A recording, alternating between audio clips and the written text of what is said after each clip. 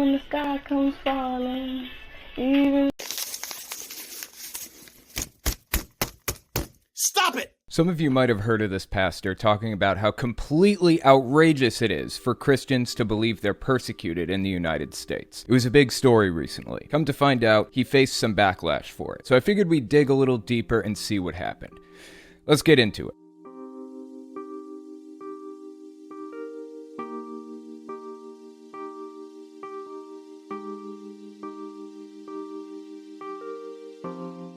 Let's watch the original clip. It's from TikTok, and the pastor who originally released it goes by Knothead9620. He doesn't publicize his name, and I don't know it even if he did, so let's call him Knothead. Let's watch. When the sky comes falling, even... Stop it! Stop! Stop the whining and the sniveling right now! There are Christians in this world who are oppressed, yes. There are Christians in North Korea who can't go to worship without risking being thrown into a gulag. There are Christians in Palestine who can't even get to their churches because of Israeli checkpoints and walls. He's right, although I think he meant Russia, not North Korea. But I get the point. One of the biggest churches in Russia is the Russian Orthodox Church, which is a branch of the Eastern Orthodox Church, basically. Around the year 1054, there was something called the Great Schism, which is where the main faction of Christianity split into the Roman Catholic Church and the Eastern Orthodox Church. So the Russian Orthodox Church is very closely associated with Catholicism. Don't tell him I said that. But they're similar. And as we all know, Putin is a full-blown evil dictator. He uses the church to his advantage. It makes him more powerful, which is at least part of the reason why he started banning certain denominations, like Jehovah's Witnesses. They are ultimately a challenge to his power. He banned extremist groups from operating within the country, but guess who gets to decide which groups are considered extremist? Putin does, of course. He did the same thing with his political opponents recently. He said extremists aren't allowed to run for political office, and then he put his opponents on the list of extremists. Convenient. Anyways, this pastor is right. Some Christians in the world, particularly Russia, are actually persecuted, but you're living in a delusion if you think it's happening in the US. Let's keep watching. You are not oppressed as a Christian in this country. Quit your sniveling whining. That Savior you claim to serve said, take up your cross and follow him, and you're whining and crying because what? Because nobody's letting you treat gay people like shit anymore? What the hell is wrong with you? Quit whining! Stop it! I love it. He's got a point. Now, I don't want to paint with a broad brush, so let me be very specific. The people he's talking about here is a group I call Christian ISIS. Hard-right extremists who have flawlessly intertwined religion and politics. Evangelicals, dominionists. I call these groups Christian ISIS. It's the group that produces people like this. Man involved in Michigan governor kidnapping plot said God gave him permission to kill. This is a prime example of Christian ISIS. As some of you may know, I used to live in West Virginia. My daughter was in middle school there, and she recorded her health teacher talking about Jesus and attacking and insulting LGBT people in class. The taxpayers, me and you, we're paying for this woman to teach kids that being gay is wrong, and you'll pay if you disagree. They say all you do is you everything you're teaching about sexual transmitted disease stuff, you keep referring back to the Bible. And I said, I almost said because I'm right, but you can't force somebody to believe in God. And that's whether you do or not, that's your opinion. But I just can't get my head into there where people don't really think there's I don't know, I'm just kind of shocked. They'll know one day, won't they? However way they want to dress, whatever way they want to act, if they want to be with a boy or a girl, that's their choice. And that's fine. I'm not arguing.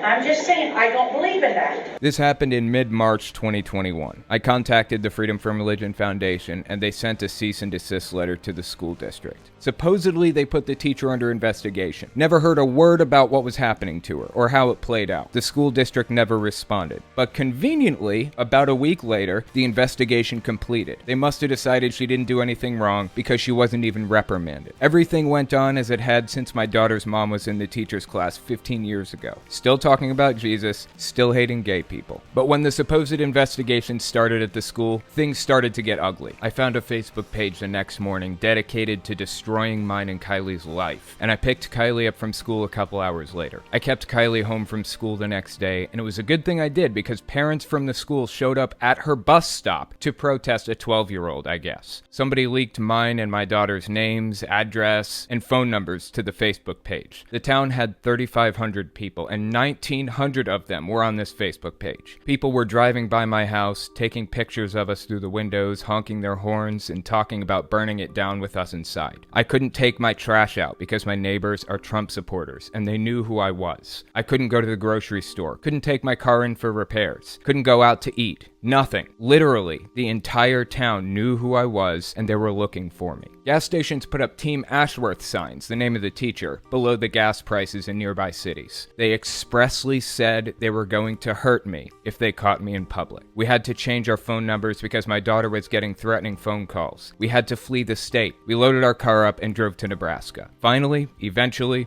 we made it out of the state safely and permanently. We moved to New York City on April 15th, 2021, and that's where we live today. But the point is, I know what it's like to have Christian ISIS turn against you. I'm not being hyperbolic when I call them that. This group is violent and looking for somebody to maim, and they are convinced that they're the persecuted ones. So when I found out this pastor drew the ire of Christian ISIS, I knew I had to cover it. There are more clips from him talking about the fallout, and we'll get to them. But first, I want to talk about who this group is. What do I mean when I say Christian ISIS? Evangelicalism really started centuries ago, but modern evangelicalism as we know it in the United States, completely intertwined with politics, really started taking hold in the 1960s with the help of Billy Graham. He started the Billy Graham Evangelistic Association, BGEA, in 1950. Others picked up on it, and as years passed, the evangelical movement not only got bigger, but it got more and more extreme. Eventually, other well-known pastors and televangelists got involved. Jerry Falwell Sr. started Liberty University and set his sights on tying politics and religion together seamlessly. You aren't a Christian unless you're a Republican. It worked. It's been moving in that direction from 1960 to now. Now, I shouldn't have to tell you that a theocracy is a bad idea. We can take a look at Saudi Arabia for an example of what happens when religion takes over government. But for the most part, evangelicals don't really care. They know it won't be pleasant for everybody. What they care about is that everybody is following the laws of the Bible. Being a free and open society is secondary to that. In the 1980s, a new ideology called dominionism started to form. It grew out of evangelicalism. There are different types of dominionism.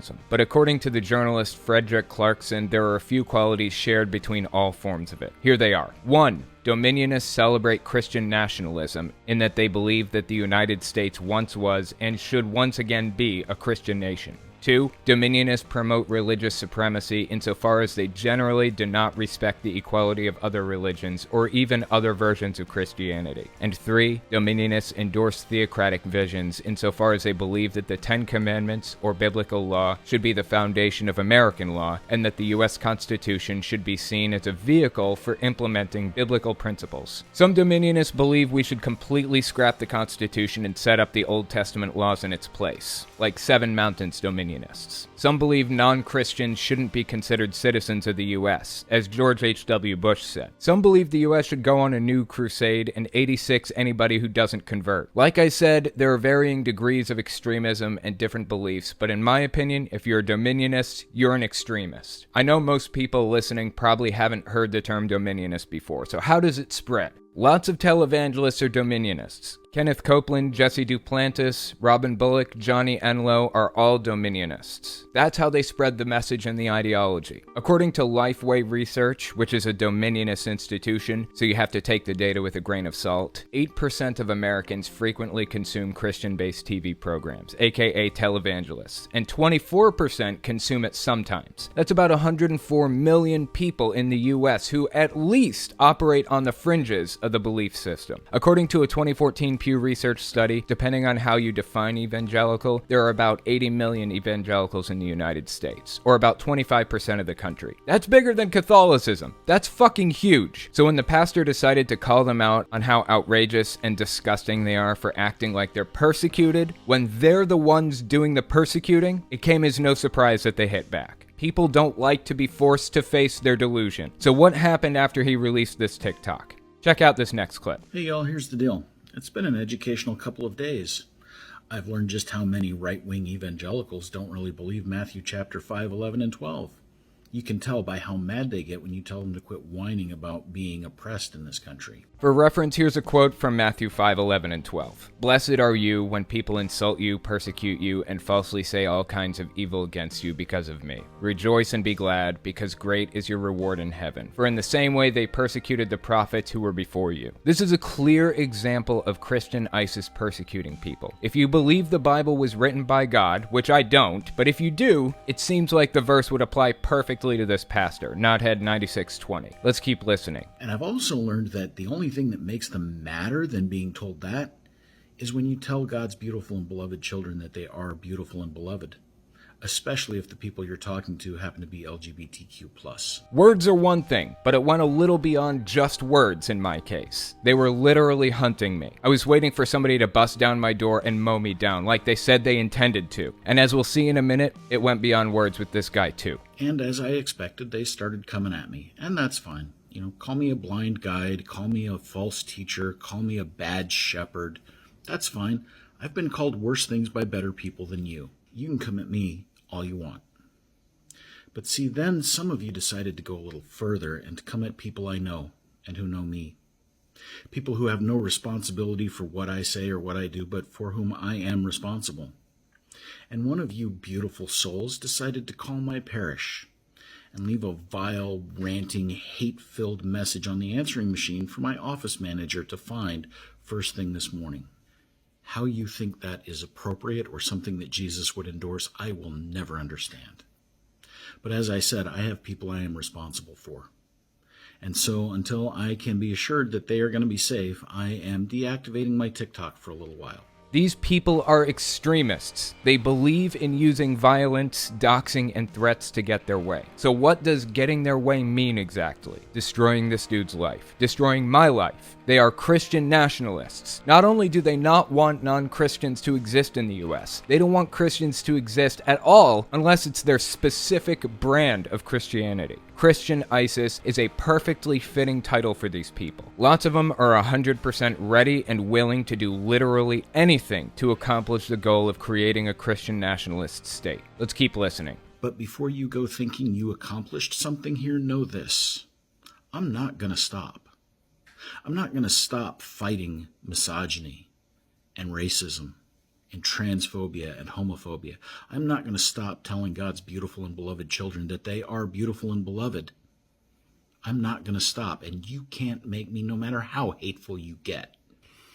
And even though you were kind enough to leave your name on the answering machine, I'm not going to dox you here, because I'm a grown-up and a disciple of Jesus. That's honorable. I never intended to reveal the teacher's name when all this happened to me, but the teacher wanted it publicized. She wanted to be viewed as a martyr. So she came out publicly and said she was the one suffering at the hands of the evil atheist, because she couldn't cram extremist Christianity down her students' throats. I still don't want anybody to attack or harass her, or anybody else. Yes, those are the tactics they use, but we have to be better than them. That's not all there is to it. Let's keep listening. But you did accomplish one thing.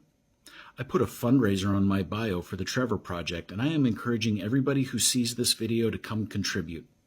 Help me show that love is stronger than hate. Feed souls, not trolls, y'all.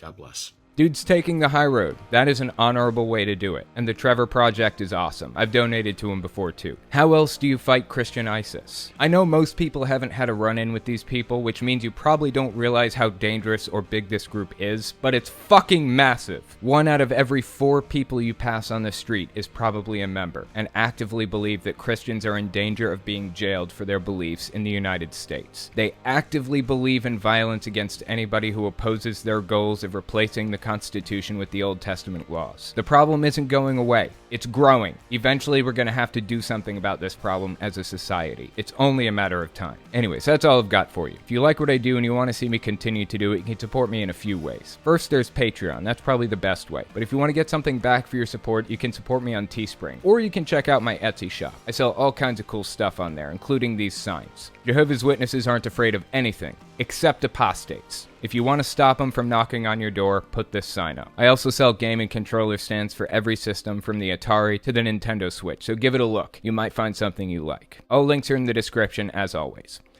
Okay, thanks for watching, guys.